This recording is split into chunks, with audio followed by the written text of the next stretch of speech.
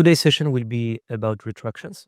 The goal is to raise awareness about retractions, what retractions are, and the ultimate goal is to give you some information, some context to safeguard scholarly integrity. The agenda is the following. We'll start with Clarivate's history of supporting research integrity. Goes through some various developments on this context. Then more recently, we'll go through some trends when it comes to retractions and what they mean exactly. You'll see that recently in the Web of Science, we enhanced the information that is related to retractions. I'll show you how you can find and analyze retracted papers. Next, we'll speak about the Web of Science Research Assistant, JCR, the Journal Citation Reports, and EndNote, and how retractions are considered in those platforms. Then I'll do a live demo. I'll cover pretty much everything that we will be talking about today. And then we'll have time for questions. So let me start with the safeguarding of research integrity. I want to talk about two main things, two main aspects. The processes, the editorial processes we have in place here at Clarivate, how we optimize them, and also what we call reproducibility data. So that's what I want to cover in this first part. So when it comes to research integrity, at Clarivate, we have a long and pretty old legacy of Dr. Jean Garfield, the founder of Web of Science, in maintaining research integrity. So we do quite a few different things to achieve the ultimate goal of supporting research integrity and to make sure that we uphold the quality of research results and publications, and also how we deal with retractions. So that's a key component of. I'll give some examples. You might have heard about the journal section process in the Web of Science. So when we say it is an index journal in the Web of Science, that means quite a lot of things. So there is a detailed process about the journals that we select, the quality criteria, the impact criteria, and so on. So we want to ensure that the content you have in the Web of Science is of the highest quality. So that applies to journals, but also for conference proceedings and books. Something that you need to be aware of when we say it's an index journal. So that means that journal went through that selection process, but that list of index journals is dynamic. So you'll find new journals entering the collection, but also some journals that we suspend or we drop from the collection for various reasons, but it's mainly around inappropriate publication and citation practices in the Web of Science core collection. So you get access to the slides. The journal section process is public, so you can access it here. Clarivate journal section process, and the same, something similar for conference proceedings and books as well. In the master journal list, you'll also find monthly changes. So this is something updated on a monthly basis where we list the changes that occur on journals. So new journals being indexed, or journals being suspended, or journals being removed from the index from the collection. Last year, we also published a blog around the increase of retractions in the scientific literature. So this is something that we noticed. You can actually measure it yourself. So I'll show you how to do that in the Web of Science. You can also do that in sites where, we know that retractions are growing. There are more and more retractions, and that obviously impacts some of the indicators that we have. And we adjusted, for example, the journal impact factor, the way it is calculated. Something we also implemented is the qualitative review of the highly cited researchers list. So every year we have a list of researchers who've been highly cited researchers. And we also take into account their practices when it comes to potential breaches of research integrity, suspicious citation behaviors. So that's what we implemented recently. For those of you who attended session in December, you might remember the next slide, which is about the Web of Science roadmap. We went through that in December. We have different focus areas, but there is one here that is closely related to the research integrity, and that's the first focus area, the trust and integrity. So what that means?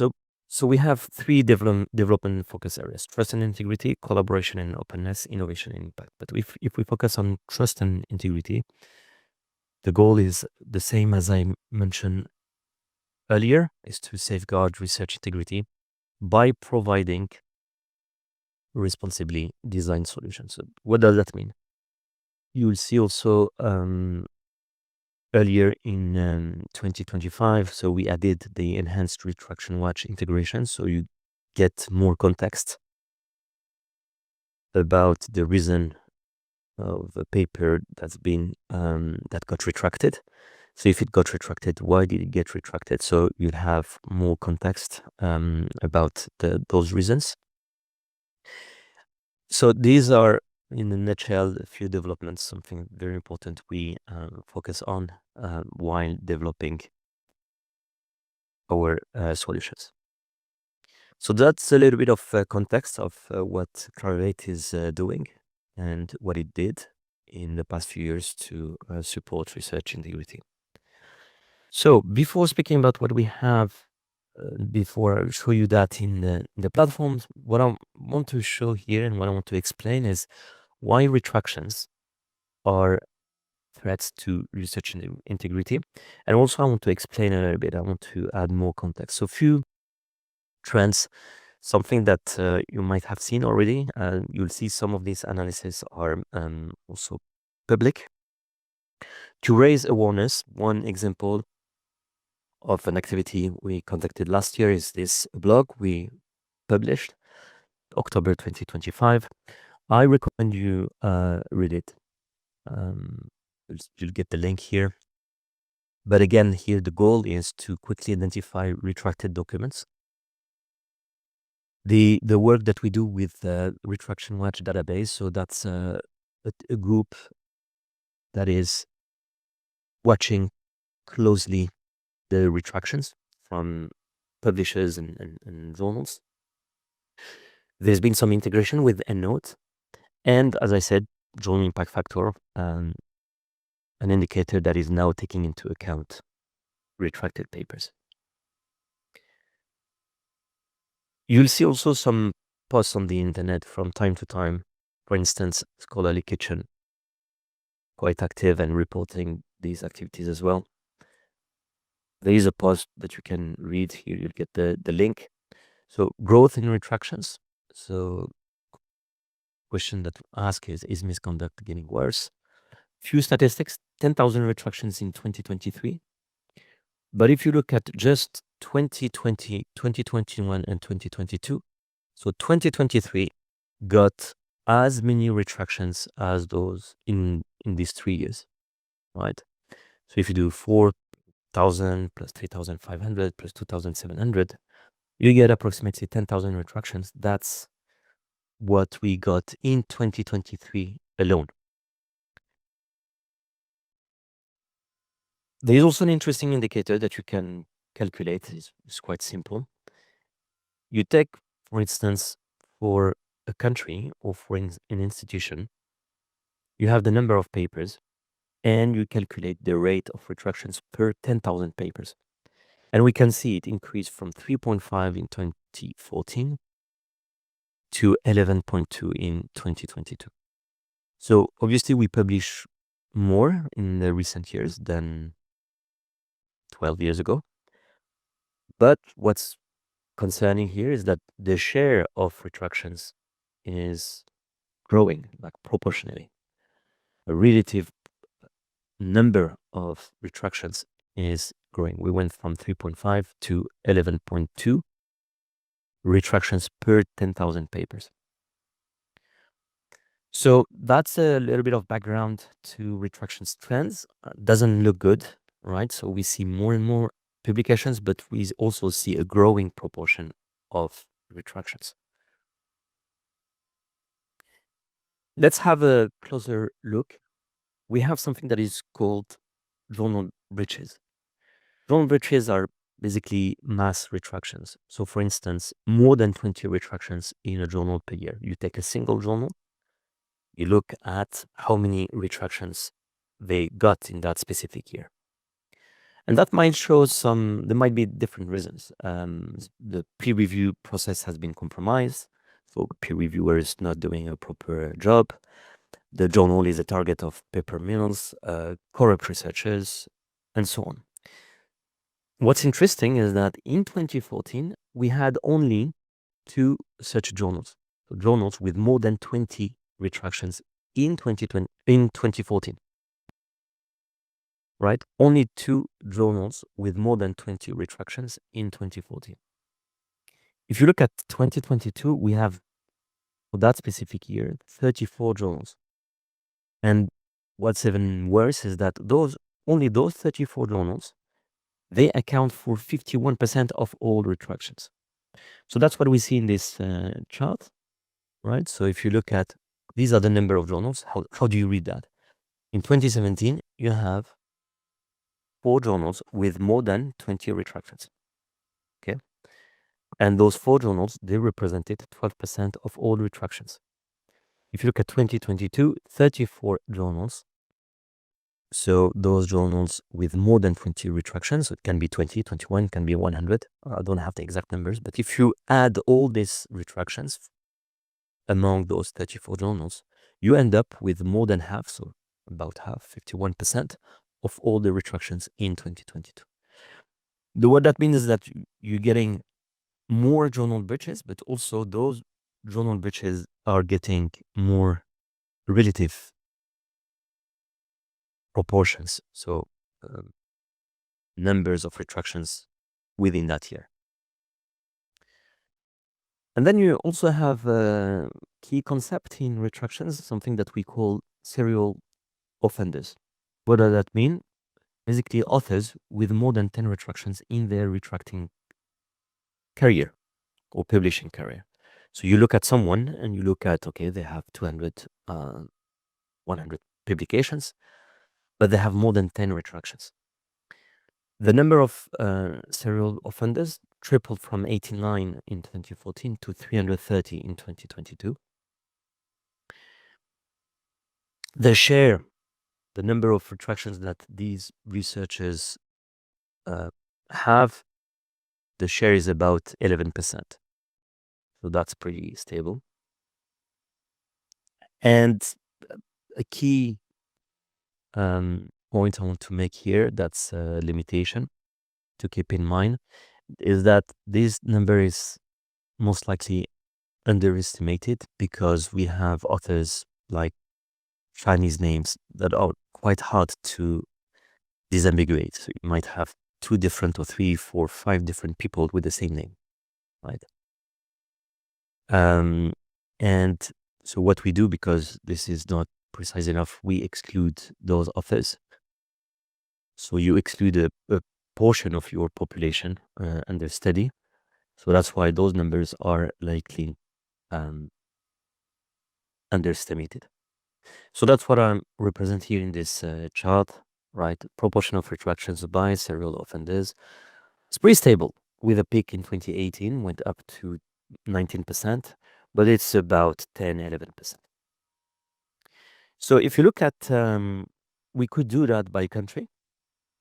If we look at China, for example, and China, what's interesting is that they're very much aware of what's happening in terms of retraction problems, misconduct problems, and so on, and they take action. So this is something that we see. The few studies about that, there used to be a high retraction rate in between 2020 2022, right? Per 10,000 papers. So if you take 10,000 papers, you'll find about 26 publications that got retracted for that period of time. And at that time, the benchmark is 5.9 for the rest of the world.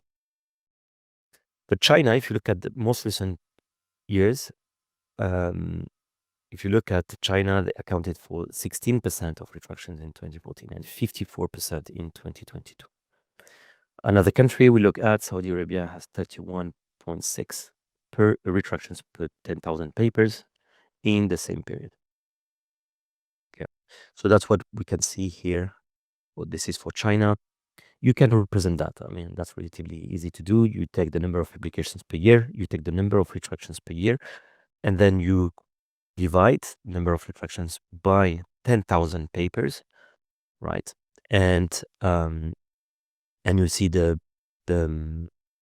retraction rate in China. So that's 4 in 2014 and so on. That's what I mentioned earlier. 16, 32, and so on. And you can also, so to access here, in orange, the retraction rate in China.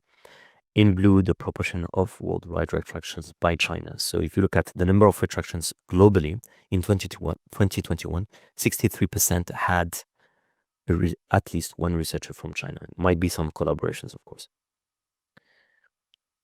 Okay, so retraction trends. So something we can also do is we can exclude. So we can include all retractions, but we can also exclude, breaches, journal breaches, serial offenders, and China. Try to understand, like, if we exclude those extremes, how does it look like? Okay, so this is something we can do, right? If we remove those, outliers behaviors, it's pretty stable, right? If you look at 2014, 2022, more or less the same, right? 2.8 in 2014, 3.1 in 2022.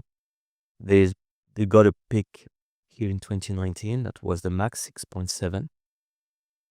So that's also trying a post from Scholarly Kitchen, trying to make sense of retractions and tackling research misconduct. So that's the goal. So we know there are some extreme behaviors like journal breaches, serial offenders, and the extreme case of China, and they're very much aware of that situation.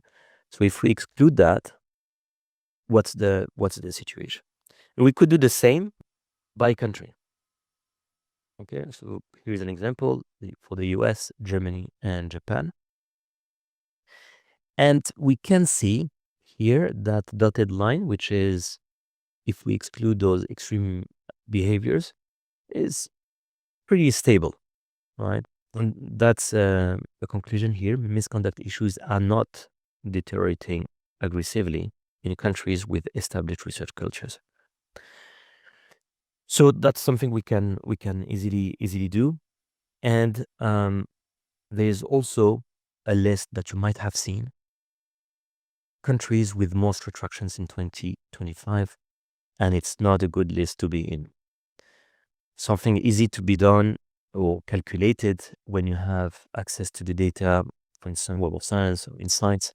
So China, India, Iraq, Russia, Saudi Arabia, the US, Pakistan, Iran, Uzbekistan, and Egypt. So quite a few countries from the region and based in Middle East, Africa, Western Asia. So that gives us a little bit of context of those countries with most retractions in 2025. And that's also the goal of this webinar, is to raise awareness so that we know what a retraction is, why it happened. And the goal is to improve those research processes at different levels, of course, researchers, journals, journal editors, publishers, government entities. Again, the whole science or scientific research ecosystem. So that's the context in a nutshell. Again, I'll share this presentation with you. Now to deep dive a little bit on the platform, starting with the Web of Science, to show you how you can get a sense of that data. That data you want to see how you can get a sense of the data.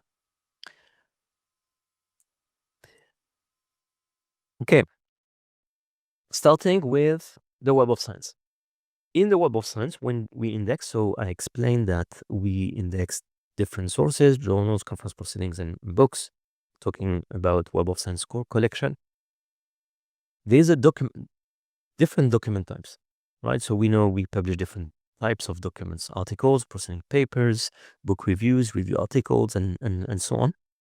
You'll find also an interesting document type, which is retracted publication. Okay. We worked with the NISO recommended, with NISO to develop the recommended practice for communicating retracted research.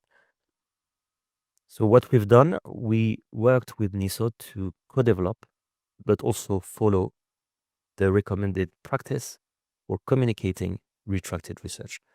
The goal is to help you easily identify retracted papers based on data supplied by publishers and Retraction Watch. So we get that data from different sources. First, the publisher, who is publishing the journal, which is indexed in the Web of Science, would tell us, well, that paper got retracted. So we get the information directly from the source. Retraction Watch, one of their jobs is to track those retractions, and they would also provide the information to us with some context as well. So something easy to do in the Web of Science is to do a search. You can refine. I did that in many sessions. One advice I gave also to researchers is to exclude those publications. You don't want to base your literature review on such publications that are problematic. So you can refine and say retracted publications, and I want to exclude them.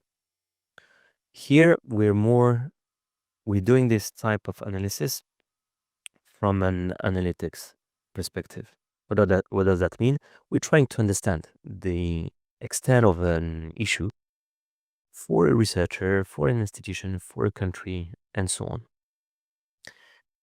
So I'll show you how to do that later on in the Web of Science. Relatively easy. You have those filters, and you go to document type, and then you can filter out or include them to do your own analysis. And that's how you can also compute that retraction rate per 10,000 papers. In the Web of Science, once you've done that, you can say, I want to see the retracted publications. So they're tagged in the Web of Science. You can see that and say, well, that's a paper that got published in March 2025, and it got retracted.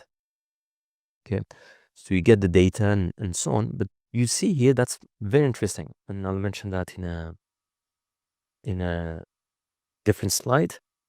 Although this publication got retracted, it's still getting citations, right? It's still got traction, some influence, right?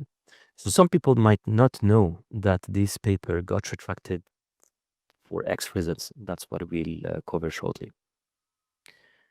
Okay, so here we're looking at the data from an analytics perspective, so that we quickly identify countries, institutions, authors, and journals publishing high amounts of retracted documents. And then you could ask yourself and say, who is publishing those papers? Who's publishing those retracted papers, those papers that got retracted? So you can also do that in the Web of Science. If you look at publications in 2021, we have 5,000 papers.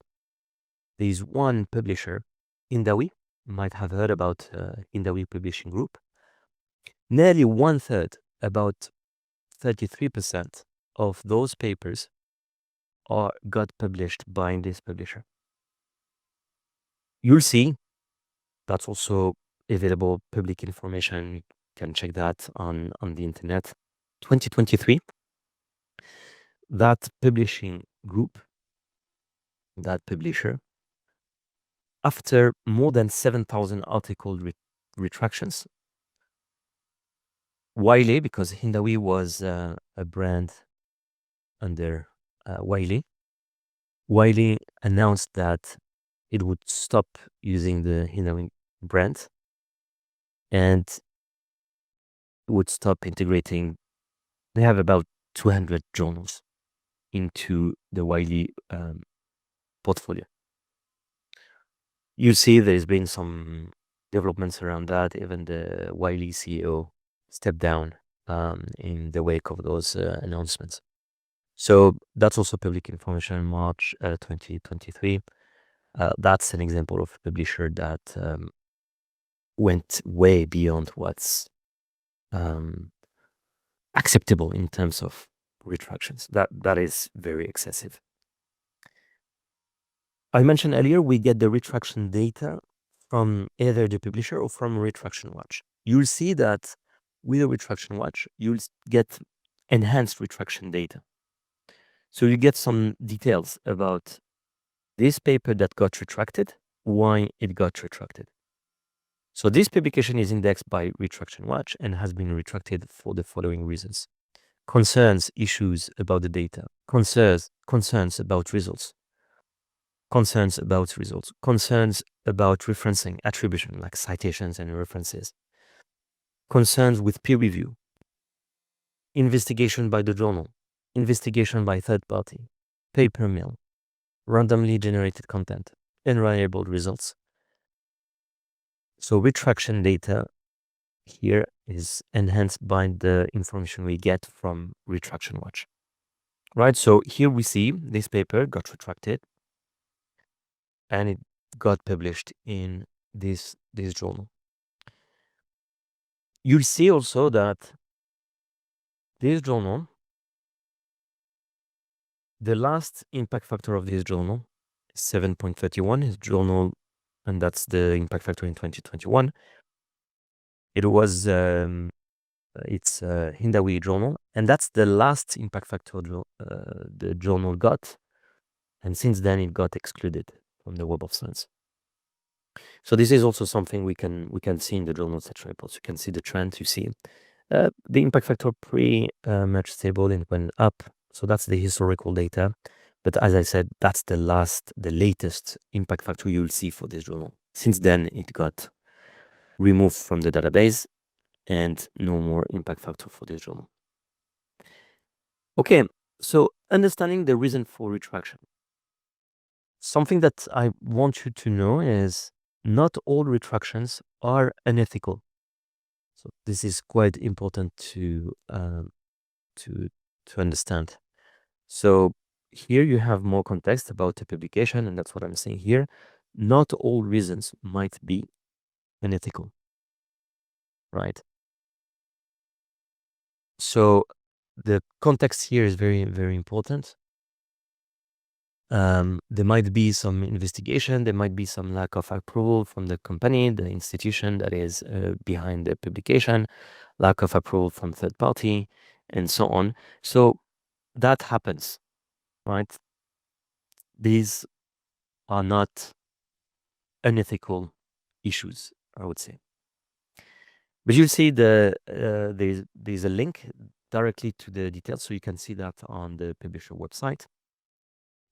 And you'll see also the guide. You can also read the guide to retraction reasons on Retraction Watch. It looks like that. So here is more information, and that's a retraction of the original research article by the editorial office of Frontiers. The journal retracts the 18 December 2024 article cited above. So that's the paper that got retracted. Scientific validity of the article. And the authors failed to provide a satisfactory explanation. And as a result, the conclusion of the article have been deemed unreliable and the article has been retracted. Right? So what happened here, I don't have all the details, but what happened here is that a paper went through, it got published and so on.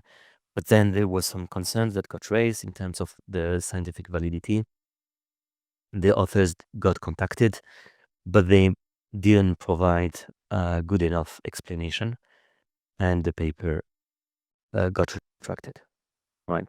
So very important to understand the context behind a retraction. As I said earlier, a retraction or retracted publication can be cited. Some retractions get citations. We can see that here. When you generate a citation report in the Web of Science, you can analyze the citations retractions are getting over time. Okay, so we can run a citation report over a list of retracted papers. You can do that for a specific author, an institution, a specific journal, or country. So you see here, for instance, that's publication years. We're looking at retracted publications. We have 5,522 publications. They got about 53,000 citations without self-citations. And you see where the citations are coming from, right? So you can analyze that output. So you're not looking at the 5,000 anymore. You're looking at the citations. The retracted publications, who is citing the retracted publications of 2021? 53,000, let's say 53,000 citations, 22,000 plus citations are coming from China, and then India and so on. Which with some of the countries I mentioned earlier, the US, Saudi Arabia, Pakistan, Iran, England, South Korea, Egypt, Italy, right? So people from these countries citing those retracted publications. And that's what I said earlier. Even after the retraction note, so the paper, we know it got retracted, but for some reason, people still cite it. Why? Because sometimes it takes time to retract a paper. So let's say you found the paper, you added it to EndNote, your digital library, you found the paper interesting, and you forget to track, basically. You didn't get the information that that paper got cited. That happens, right? So even after the retraction note, the paper can still be cited, and that's an example here. Publication got retracted, and it still got 229 citations. Okay, so that's very important to keep track of. And here we can see it's quite a few. It's a list of few unethical reasons, right? The author is not responsive, some fake peer review, unreliable results, and so on. So duplication of articles, issues with the peer review. So here we also get the context. So if we look at that, the paper got published in 2021, right? October 29th in 2021. It got indexed February 2022, got 229 citations. This paper got 229 citations. And the retraction came in September 2023. So as I said, sometimes takes time, right? To know, to retract a publication. So that's the original publication. It got indexed in February 2022. Some people have investigating some researchers or some people have investigated this publication. They might have raised an alarm, a red flag on that paper. It takes some time to investigate. And the retraction got published September 2023. So you see there is a time difference between the publication date, October 2021, until September 2023. So basically for 2 years, approximately 2 years, that paper was around and people didn't know it was problematic. And of course, we see that that paper had some time to be cited. But what we can see also is that papers in 2024, 2025, 2026. So after the paper got retracted, after September 2023, some papers published in those years were still citing this retracted publication. Yeah. So something that you need to be aware of, and then we can analyze that. Who is still citing this paper retracted publication? So we see some institutions in China, but we also see some the breakdown by country, right? China, South Korea, US, Canada, England, and so on. Okay. And then we can also, it's just filtering more and more. So we say, okay, I'm interested in England because I'm based in England, or I'm interested in South Africa, or I'm interested in Saudi Arabia. So who else from Saudi Arabia is citing this paper, which is problematic? We know it is problematic, right? So we would know those affiliations, and also we could also do that on authors. So something I want to mention here is the following, and before going to the live demo, we see, for instance, if I want to understand the citation from retracted papers, what is the value of citations received? So you have a paper that is highly cited paper here. It got cited 621 times. And then you have a breakdown. And here, when you over the time cited, you'll see that 2 citations have been retracted as well.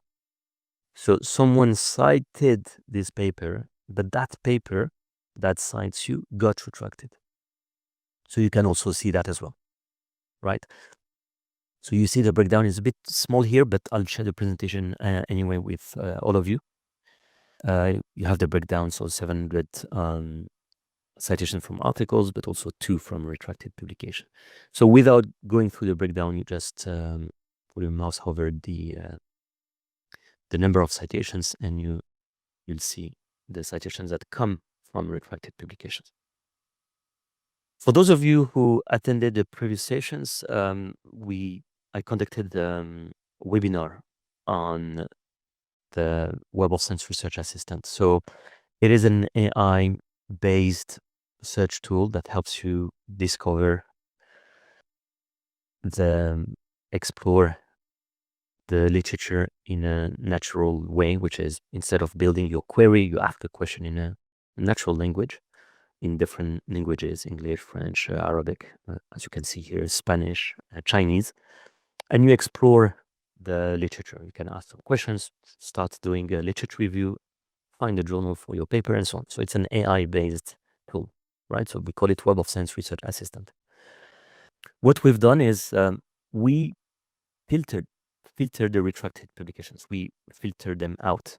So all the results you get when you interact with that tool, as a result, so that tool is suggesting some publications, you will see that the retracted publications are not included in the results. By default, we exclude them, right? So the goal is that you access only the most reliable and documents you can trust, not those retracted publications. Something I mentioned earlier, also, if you attended the July webinar about journal section reports, there was a full hour session on the formula of the impact factor that got updated last year. The denominator is the same, but because we know there are more and more retractions, we exclude now citations from and to retracted and withdrawn publications. So, long story short, the impact factor, what it is exactly, we typically divide the number of citations by number of papers for a specific journal for a specific period of time, right? Except that now, since last year, the citations, the numerator, we exclude the citations that come from retracted and publications that got withdrawn from journals. And if a paper in a journal cited a retraction, right, so we also exclude that. Okay. So here, let's say you have 1,000 citations, among those 1,000 citations, some are coming from retracted publications. Like in the previous example, it was 2, right? You remember, one paper, 700 plus citations, but 2 were coming from retracted publication. So we would exclude those 2 citations. At the same time, a journal might have published some retracted publications, some publications that got retracted. Those retracted publications might have received some citations, so we would exclude them. So these are citations to retracted publications. Okay, so just to make sure that the impact factor is not inflated by retracted publications. In EndNote, this is also something I've done recently. We, based on the integration that we have with Retraction Watch, you can automatically create a temporary retractions group, and when retracted papers are identified, that paper will get into that group, that folder within your digital library, and you can display retracted publication alert with more information, and we can show also warnings next to retracted references during the citation insertion and formatting in Microsoft Word. So let's say you saw the previous example. There was a publication in 2022, got retracted in 2023. So it was 2021. It took approximately 2 years, right? You were writing a manuscript in that 2 years, okay? At that time, it was not retracted yet. So nothing wrong from that perspective. But after 2023, that paper is a well-known retracted publication. When you insert that citation and reference in your Word document, you get a warning saying, well, be careful, that publication that you want to insert in your document, based on the data that we have in the Web of Science, is now a well-known retracted publication. All right, so what I want to do is very quickly in the Web of Science, I will do a live demo, and then I'll have a look at the questions and answers. Let me have a look now, actually. Q&A, no questions yet. In the chat, yes, Mustafa, I will share with you a copy of this presentation. We'll share it with you as soon as possible. Okay, so live demo. Let me go into the Web of Science. I'm looking at the Web of Science now. Okay, let's say I'm interested in a country or an address. Let's say, for instance, I want to search for Saudi. Okay, I want to search all the papers that have at least one author from Saudi Arabia, right? So that's one quick search. Okay, so if you look at, for example, this one, that paper came up because in the address, the Saudi appears. Okay. A quick analysis we can do. So we find about 500,000 publications over time. So I'm here now in core collection. So we're talking about journals, conference proceedings, and books going back to 1900. Okay. Here, as I said earlier, we have document types. So something I can see here, out of that number of papers, I see about 2,000 retracted publications. Okay. You could also include, if you want, with your own publications to be more inclusive, right? So I can see that. I can do a quick analysis. Okay. So I can see which fields are more impacted. And I can also do that by affiliations. So I can see King Saud University in Riyadh. And then you see, well, AKB, that's in Egypt. How come Egypt is coming up? Because it's a collaboration. So out of those 1,900 papers who have an author based in Saudi Arabia, some of them we also find collaborators from Egypt, right? So that's like the case here. Saudi, Cairo University, obviously in Egypt, right? So you got the point. So I can do the same here, for instance, for another country, let's say Pakistan. Just picking a few countries from the region, but you got the point. Here I can do the same, put a filter on the retracted publications, okay? And I can be more specific and say, you know what, I want to see that or only a specific year. For instance, 2022. I can see all of them if I want. Or, you know what, I can do an analysis and say, for Pakistan, I'm interested in the publication year. And we see the number of retractions. And as I mentioned earlier, you see, in those years, there was a clear uptrend in terms of numbers of publications that got retracted. Pretty stable in those years, and then some more publications here. But that's the number of papers. But we also know that if you look at the trend of, if you look at those, let's say 390,000 papers, I can also see the number of papers over time. So we also published more in those years. So you could do the calculation, very, very simple. You take the number of papers here and you look at for 2021, how many retractions? Let's say 100, 200, whatever the numbers. And you divide that by the number of papers per 10,000 and you get that rate. You remember the retraction rate per 10,000 publication. And that's more precise because you're looking at the share, because wouldn't be precise enough to say, well, we have more retractions in 2021. Yes, but we also published more than in 2016. Okay, so what's more interesting is to look at the proportion. Is the share of retracted publications growing or stable? Right. So, and then I can go beyond that. So let me do my analysis again. Let's say retracted publications. Okay, might be interested in doing analysis on those researchers.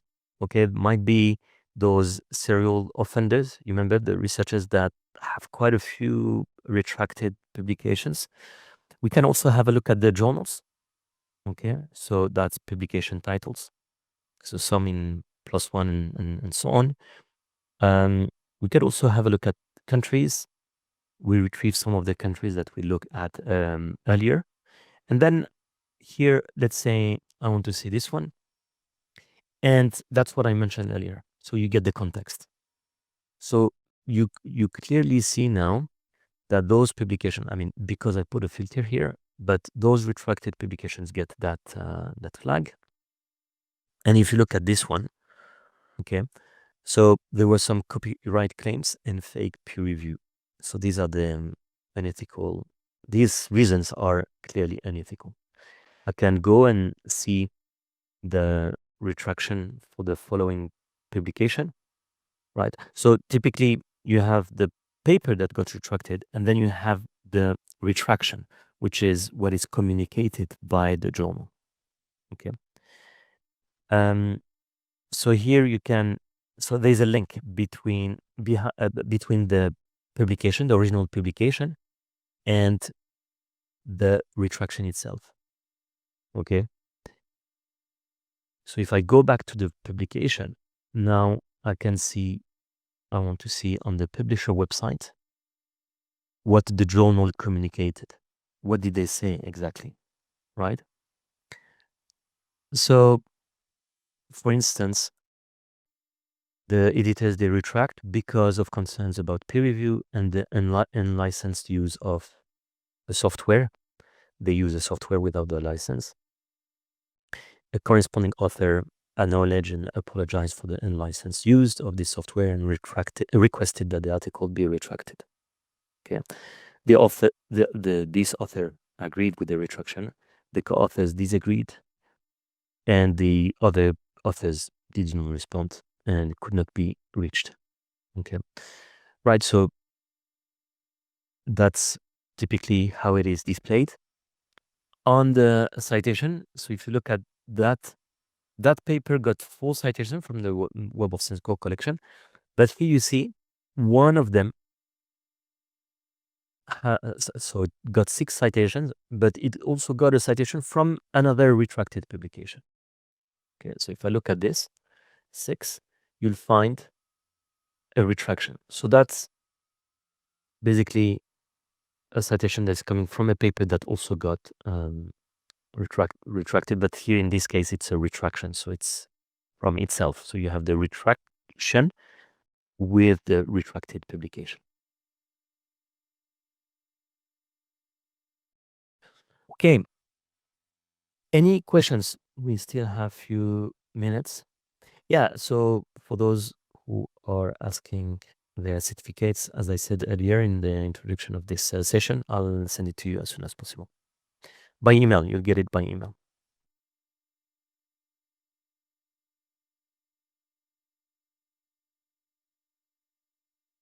I don't see messages going in the chat. So again, you could do that for any country if you're interested, or even for your own institution, could do that. So for example, you'll have, I don't know, if we do Egypt, for example, right? So 466,000 publications. I can have a look at the number of retracted publication, 1,000. Okay. And I want to see the trend, for example, I can see that. Are we getting more and more? So quite similar to the previous trends around 2020 and 2021, 2022. And then I can also analyze that by authors. I can analyze that by institutions. So Ain Shams comes first, then Azhar, and so on. Actually, AKB comes first as a group aggregated or a group of institutions, I would say. But for the individual institutions, that will be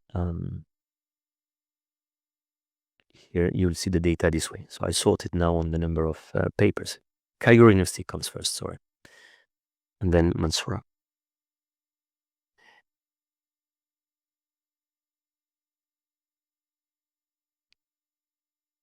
Yep. So these are the type of analysis you could do. Yeah, there's no link for the certificate. As I said, I will send the certificate by email. There's no attendance link. Question, an interesting question. How can retraction awareness be transformed into a proactive culture of research integrity rather than a reactive response to misconduct? Yeah, so again, just to clarify and make sure that we're on the same page, retraction doesn't always mean misconduct. That's the first thing. The purpose of this webinar is to raise awareness about retractions, because when you start to hear stories about that, start to hear about what a retracted publication is, you want to understand the reasons. So we know that, might have some issues around peer review, fake peer review, some investigations and results that are unreliable. So that's the purpose of this webinar, really, is to raise awareness so that we transform those issues into a good culture of research integrity. That's really the point of this session. So that was the what I mentioned at the beginning of my session in the agenda, but also what we do at Clarivate within the solutions. We talk about that in the training. So anyone who has access to Clarivate solutions, that's something that we keep talking about, especially when it comes to journal behaviors. That's something that I talk about all the time. Some researchers, early career researchers, but also more senior researchers, they might fall in some traps, like predatory journals, some suspicious publishing practices or suspicious citation practices. So we keep raising awareness, right? It's not a reactive response. We use this as an example of basically what shouldn't be done by researchers. Okay, there's an interesting question. So clarify again on the publication process. Do authors are or are authors notified to modify, submit the retracted paper again before retraction? No, typically the process is the paper goes through the peer review process, it gets published. After the publication, something goes wrong. So either there is some investigation and we find out that there are some issues in terms of copyright, fake claims, misuse, misconduct, and so on. And then there is an investigation, and that paper, the journal is saying, well, that paper that got published, we announced that it is retracted. So the retractions happens after the publication.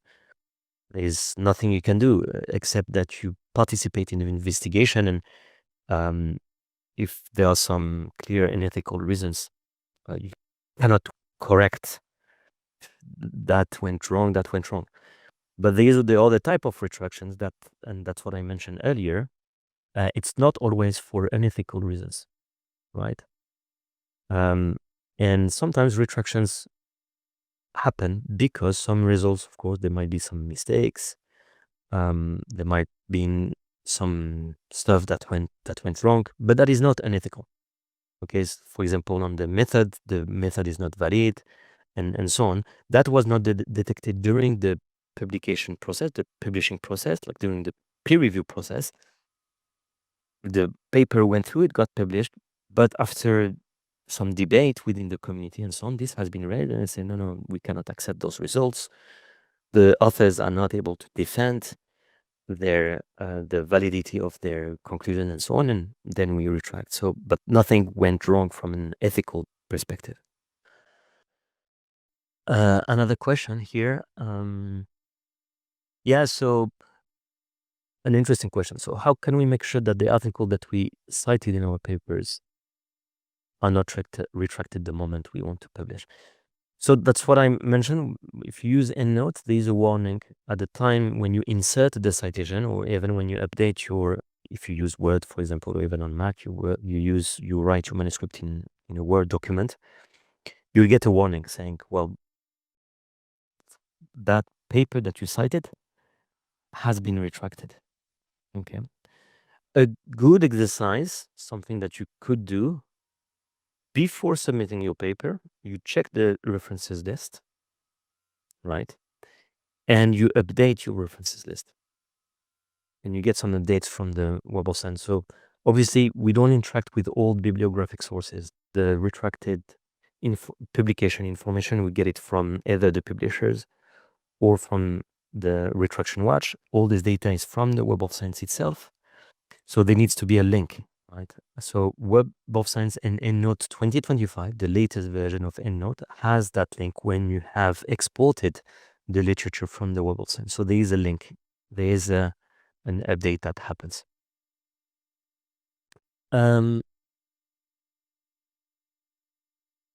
Yeah, so again, there are some questions being asked that are quite similar. So for example, I already responded to that question. So there's a question here that says, okay, one more question, please. Once a paper is retracted, what are the best practices to help researchers recover professionally while maintaining trust and transparency? Yeah, so I think in terms of unethical practices, I personally think it's difficult, but again, a retraction doesn't always mean something unethical has been done, and that happens. Especially that might happen, right?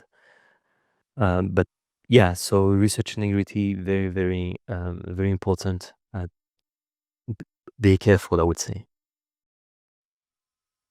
Yeah, similar question. How can retractions impact the researcher's academic experience? Well, I mean, if you look at the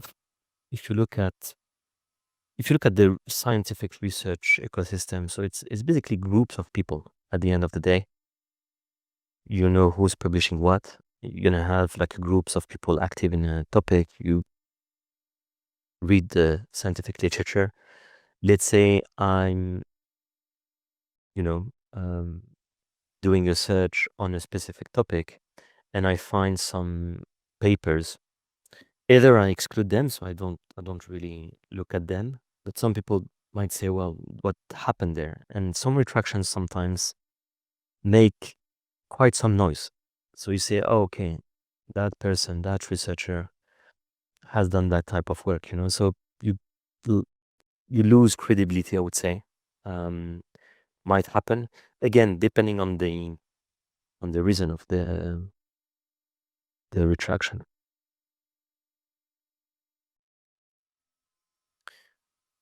How effective are current tools, so plagiarism detection, data validation, AI assisted checks in preventing retractions, and where do you see their main limitation? I mean, if we look at AI assisted tools, we know they make mistakes. It's good that you say AI assisted checks. We also call that an assistant, in a sense that it is there to help you. It's not there to replace you, right? So that's where I see their limitations. I wouldn't take everything an assistant is saying. I would check, because at the end of the day, I'm the author of that study. I should be able to explain what was done, the method, the data, the limitations of my study, the significance of my results, and so on. So how effective are current tools? The answer is I don't know. I don't know. We would need to check what researcher is doing and what a tool is doing, and if the tool is doing some mistakes, maybe researcher is more critical and say, yeah, well, that conclusion was a bit hurried and might not be strong enough. The assistant is just putting words together, right? Um, so if the assistant is writing some text, or is telling you, yeah, your data is perfect, where in reality it's not, um, that's my personal view. I think there needs to be some critical thinking when you read your own paper, right? But how effective are current tools? I don't know. I have no idea. We would need to check if there's been any study on that. Okay, is the reason of being retracted usually mentioned? So, as I said earlier, we have two sources when a paper is retracted. Either from the journal, the publisher is telling us this paper got retracted, but does not always communicate with us the data. Retraction Watch is the second source that is telling us this paper got retracted for the following reasons. Yeah, so some questions are asked multiple times, so I'm going through them one by one. There's no need to ask your questions multiple times. Yeah, there's no link for the certificate. I will share with you your certificate by email. You get it as a PDF. Just give me some time. You'll get your certificate as soon as possible.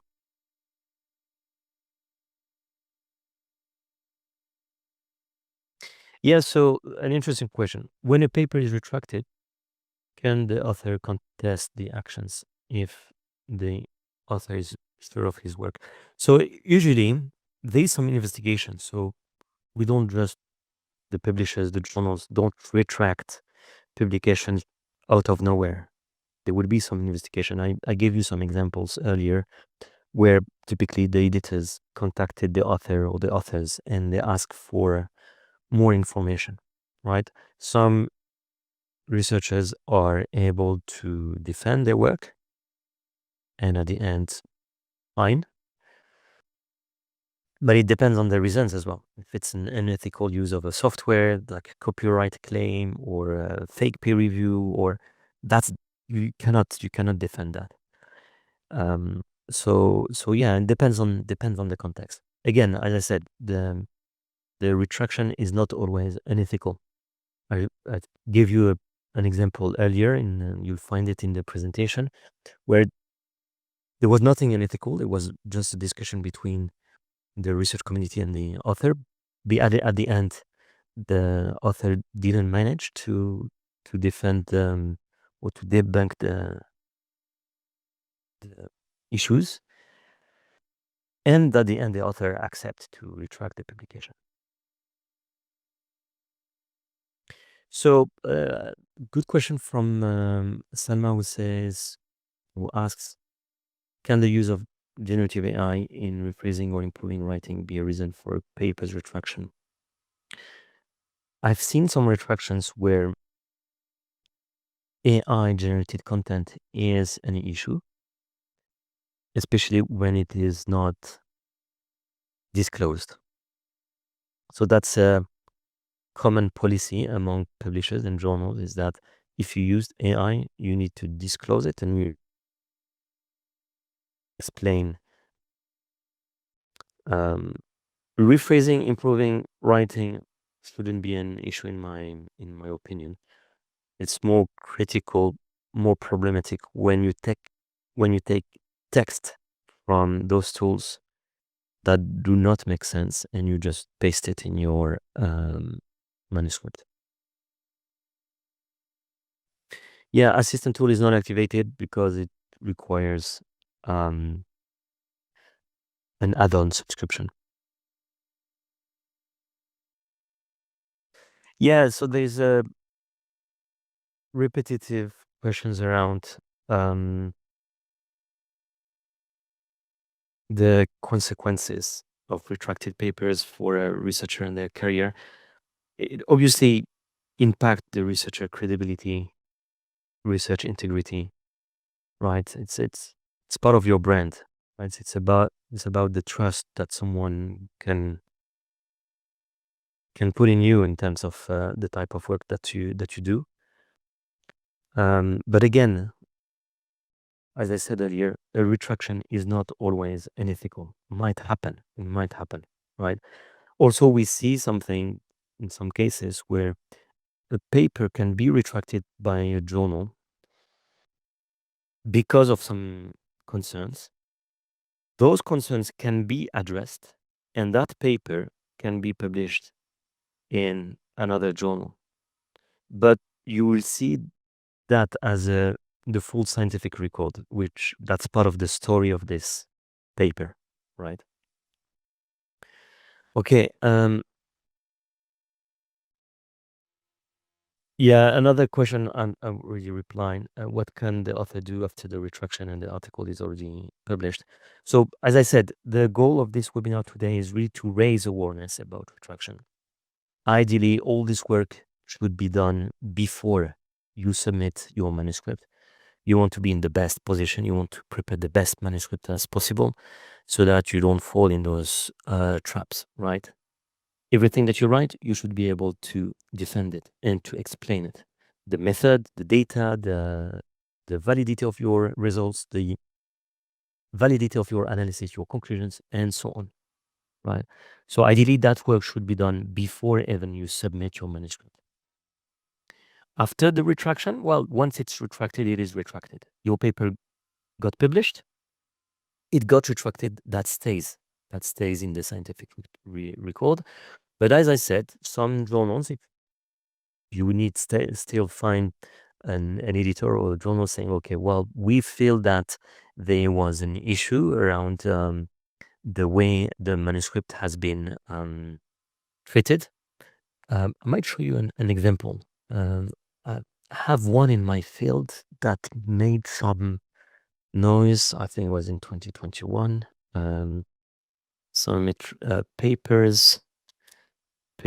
retracted from Scientometrics, then submitted to quantitative science studies. That is one. Yep, that's the one.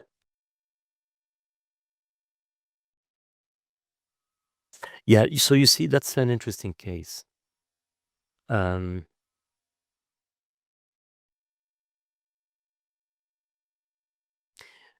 There was a paper submitted to this journal, and then there's one of few researchers who say, well, this paper lacks justification. Okay. Then there was a letter and so on. These are the authors. But if you look at it, they republished their article with the same title, the same month, in a different journal. And the editors of that journal, they explain the special history of the paper. And they say, although the article published in Quantitative Science Studies is different from the article originally published in Science Metrics, we emphasize that the changes made do not relate to the reasons provided for retracting the article. Okay. So that's something you can do, but still you need to find a different venue to say, well, no, this journal is just that this journal didn't do a proper job and so on, but you have to defend that. So that's a case that I know in my field. There might be similar cases in different fields. Yeah. So yeah, that's also potential scenario. Okay, so sorry for going beyond the time. That's all for now. Thank you very much for your presence and participation. And I said I'll share all this information with you, and you'll get my contact details. And feel free to stay in touch. Thank you very much. I wish you all the best. Thank you. Take care. Bye bye.